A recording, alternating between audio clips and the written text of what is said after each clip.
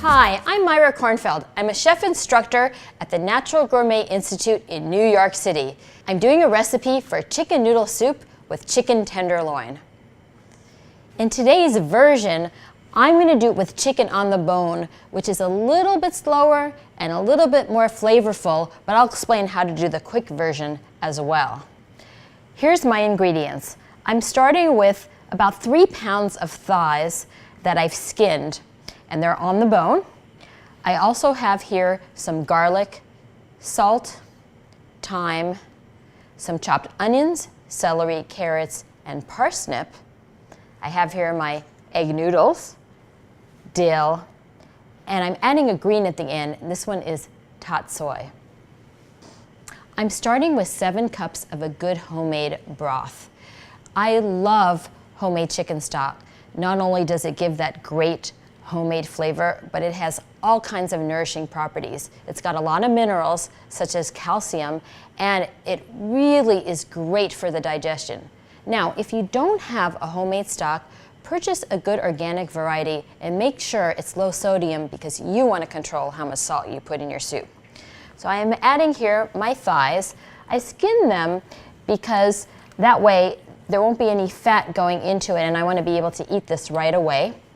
I like cooking this on the bone because, again, it's going to kind of give more deep, rich flavor.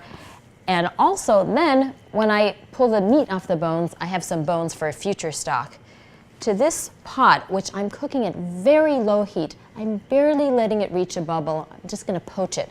I'm adding a couple of cloves of minced garlic, a teaspoon and a half of salt, and a whole bunch of fresh thyme branches.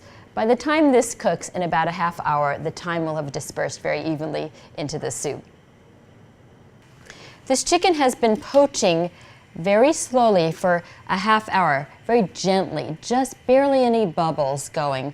So I know it's going to be tender, and that's one reason why I'm using thighs, because they'll stay tender.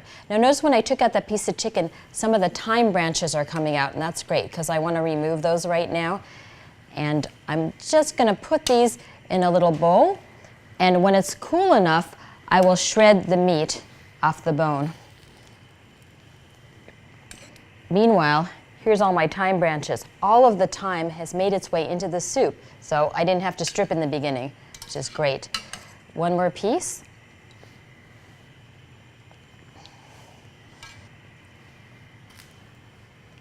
So now I'm adding my vegetables. I've got a cup of onions, I've got a cup of carrots, a cup of celery, and a cup of parsnips. And at the same time, I'm adding 1.5 cups, it's about 3 to 4 ounces of egg noodles. Egg noodles are so stable that they could cook in the broth and they'll hold their shape for days on end. Now, if you want to cook a gluten-free noodle, for instance, let's say a rice noodle or maybe a whole grain pasta, cook those separately and then add them to the bowl of soup and ladle your soup over them. Don't store them in the liquid because they won't store well. Now, all of these vegetables plus the noodles are going to cook in about 15 minutes. Now, if you were to do the tenderloin version, this is when you would add that chicken as well. You wouldn't do this first step of cooking the chicken on the bone. But while these vegetables cook, I'm going to shred off my chicken.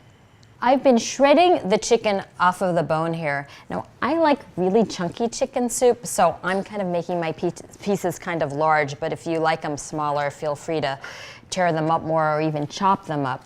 And what I love about this chicken on the bone is that I have a whole stack of bones here, and I'm going to save them for my next stock. The vegetables and noodles have been cooking for about 15 minutes, and they're ready to go, so now I could finish off the soup. I'm adding back in all that shredded chicken, along with a big old pile of tatsoi.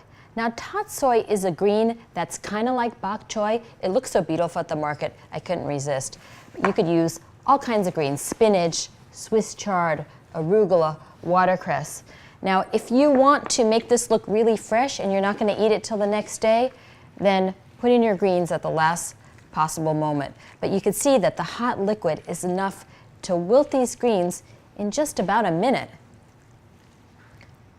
My last few steps for this soup, I'm adding about a 1/4 cup of chopped dill. It really goes with the chicken so well. I'm also finishing off with a hefty sprinkle of black pepper. Stirring that in. I'm going to give a taste now to see if it needs perhaps a sprinkling of salt. It's good to go. And that's how you make chicken noodle soup with chicken tenderloin. I'm Myra Kornfeld. I'm a chef instructor at the Natural Gourmet Institute in New York City.